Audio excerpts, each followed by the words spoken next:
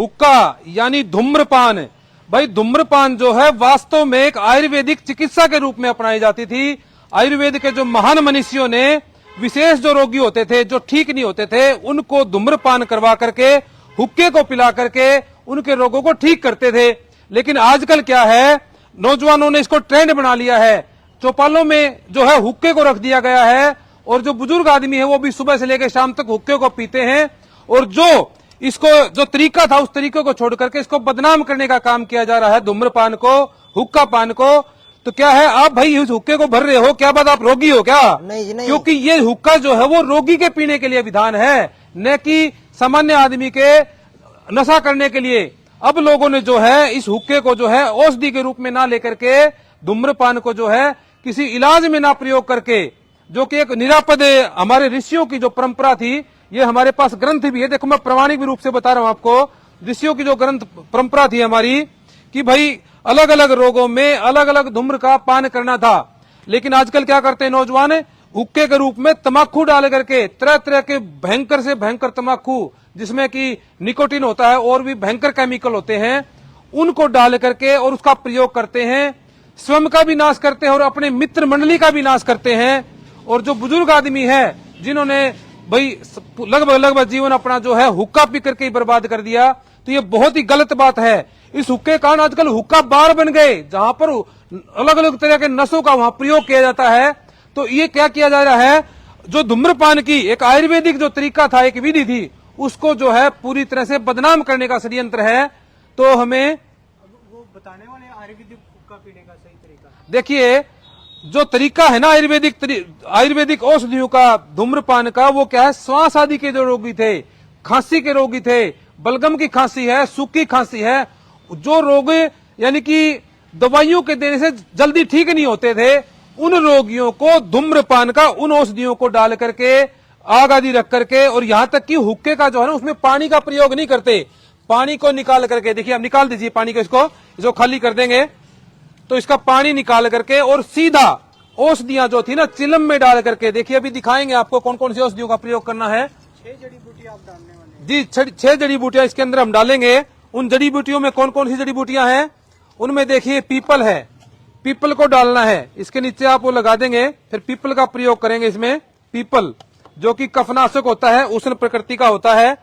और इसमें जो है आप थोड़ी मात्रा में सौंठ डाल देंगे, सौंठ, ये सौंठ भी हमारे पास है, इसको भी आप डाल देंगे इसमें सौंठ के रूप में। और ये मुलट्ठी का पाउडर हमारे पास, देखिए मुलट्ठी का पाउडर भी इसमें डाल देंगे थोड़ा सा। और ये मुलट्ठी वो है साबत हमारे पास है, बिना कुटी हुई, वो पाउडर था, हमने पाउडर इसमें डाल दिया है। और डालेंगे इसमें दालचीनी, ये देखिए दालचीनी है, ये दालचीनी इसमें डाल देंगे। और इसमें आप डालेंगे तुलसी के पत्ते डालेंगे, तुलसी है, देखिए तुलसी के पत्ते हैं, ये तुलसी के पत्ते जो है इसमें 3-4 पत्ते इसमें डाल देंगे। और ये किस किस रोग में काम आएगा वो भी मैं आपको विस्तार से बताऊंगा। ये तुलसी के पत्ते डाल दिए हैं और साथ में आप इसमें जो है ना, ये बला जो होती है हमारी, बल देने वाली औषधि होती है, बहुत ही बल देने वाली, बहुत ही ताकत देने वाली औषधि है, इस बला के पत्तों को भी 3-4 पत्ते, इसके पत्ते भी डाल देंगे इसमें। आप इनको जो है सूखे भी ले सकते हैं और गिले भी ले सकते हैं, क्योंकि अग्नि के संपर्क में आने के बाद ये गिले ही सूख जाएंगे। और अगली जो जड़ी बूटी वो क्या है, उससे अगली जड़ी बूटी है ये देसी भाषा में जिसको हम तिलचिटा बोलते हैं, यानी कि अपामार्ग। इसके बीज हमने निकाल रखे थोड़े से, इसके बीजों को भी इसमें डाल देंगे इस तरह से, देखिए इन बीजों को लेकर के और इसमें डाल देंगे। और इसके ऊपर जो फिर ढक देंगे इसको ढक करके फिर इसमें वो लगाएंगे इसके ऊपर जी, इसका ढक्कन लगा देंगे और इसको आग रख दो इसके अंदर, लो जी, इसके अंदर जो है आग रख के और फिर जो है इसको पीते हैं।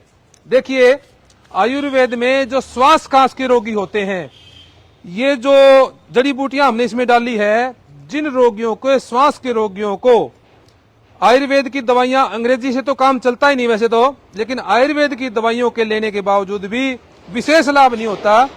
उन रोगियों को आयुर्वेद के वैद्य लोग, ऋषियों ने विधान किया कि भाई जड़ी बूटियों को सीधा ही आप इस तरह से चिलम में डाल करके, छोटी चिलम हो चाहे बड़ी चिलम हो, हुक्का छोटा हो चाहे बड़ा हो, छोटा हो तो और ज्यादा बढ़िया, हमारे पास ये व्यवस्था छोटा बड़ा हुक्का है, तो इसको आप सीधा ही अग्नि में जला करके और क्या है, चिलम में डाल करके और सीधा खींचेंगे ना, देखिए होता क्या है, यदि हम किसी रोगी को भी कोई भी दवाई देते हैं ना, तो हमारे मुंह में डाली, हमने मुंह में डाल करके पेट में गई, पेट में जाकर के पचती है और पच करके फिर जो है पूरी बॉडी में वो काम करती है, इस तरीके से काम करती है वो। अब मान लीजिए श्वास का कोई रोगी है तो हाँ जी, खुशबू आएगी, इसमें बड़ी अच्छी सुगंधी आ रही है। तो ये जो तरीका है ना धूम्रपान का तरीका, ये निरापद तरीका है और बहुत ही शीघ्र काम करने वाला तरीका है, बहुत ही गजब का काम करने वाला है। आपने कैसे काम करेगा, औषधि हमने डाल दी, इसमें ऊपर से आग डाल दी, अब इस हुक्के को खींचोगे ऐसे तो सीधा ही क्या है, सीधी आपकी औषधि ना तो पचेगी, वो पचने की जरूरत नहीं है, ना आपको खाने की जरूरत है, सीधा ही सीधा क्या है आपके फेफड़े में जाएगा श्वास के द्वारा, और फेफड़े के अंदर जो फंसा हुआ कफ है या कोई बैक्टीरिया कोई कीटाणु है उसको भी ये नष्ट कर देगा। देखिए कैसे, मैं दिखाता हूं थोड़ा खींच करके इसको एक बार आपको।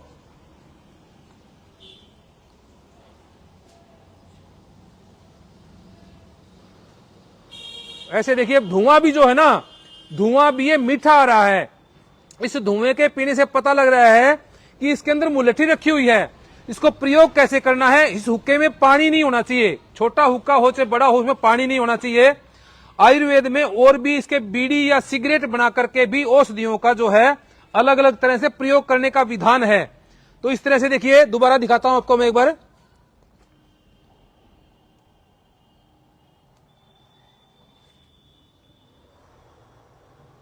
ये देखो मुलट्ठी का या दूसरी जो औषधियां हैं उनका पीने से पता लग रहा है कि अंदर में हम उन औषधियों को ले रहे हैं। और इसका प्रयोग किस तरह करना वास्तव में आपको जिससे पूरा लाभ मिले, तो इसको आपको घूंट को खींच करके लगभग 20-30 सेकंड के आसपास छाती के अंदर रोकना है। रोक करके रखेंगे तो अंदर में पूरे फेफड़ों में पूरा वो जो है प्रसार हो जाएगा, फैल जाएगा और फेफड़े के रोम रोम में जाएगा वो, और फिर क्या है उसको आराम से मुंह से ही निकाल देंगे।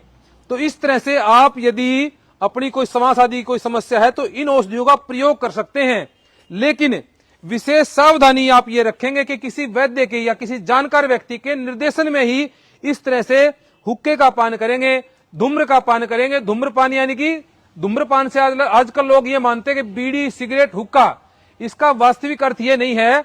बीड़ी सिगरेट हुक्का आदि जो हैं इसमें आयुर्वेदिक औषधियों का प्रयोग करके, धूम्र यानी कि धुएं का पान करना, धुएं का प्रयोग करना। तो आयुर्वेद में ऋषियों ने यह परंपरा बनाई थी, बहुत ही अच्छी एक विधि, यानी कि श्वास के रोगियों को शीघ्र अति शीघ्र जो है लाभ देने के लिए। लेकिन उस तरह से आज लोग इसको प्रयोग ना करके धुएं के रूप में, यानी कि जो एक प्रकार का जहर है, निकोटीन है, जिसमें तंबाकू रखते हैं, नशे के रूप में इसका प्रयोग करते हैं, जो कि बहुत ही गलत है। और ये भाई मैं एक बात और बताना चाहूंगा, ये कोई चौधरी की निशानी नहीं है, हरियाणा वालों को विशेष करके बताना चाहूंगा, ये तो भाई साहब नाश की निशानी है वास्तव में। तो आप नाश से खुद भी बचें और दूसरों को भी इस जानकारी का जो है ठीक ठीक प्रचार करके प्रसार करके दूसरों को जानकारी दे करके उनको भी इस धूम्रपान जो गलत तरीके से धुएं का तंबाकू का प्रयोग करते इस हुक्के में, उसका प्रयोग ना करके किसी को विशेष व्यवस्था से समस्या आदि है, कोई सांस की कोई समस्या है, तो वो जो है जड़ी बूटियों का इस धुएं की यानी कि हुक्के में जो है वो तंबाकू की जगह प्रयोग करके अपने रोग में जो है वो लाभ ले सकता है। इन्हीं शब्दों के साथ मैं अपनी वाणी को विराम देता हूं। और यदि आप कोई विशेष कोई रोगी है वो संपर्क करना चाहे तो करनाल प्लस का हमारे ये नंबर, इस पे आप संपर्क कर सकते हैं। मैं वैद्य आचार्य अनुपम, समालखा, पानीपत, हरियाणा से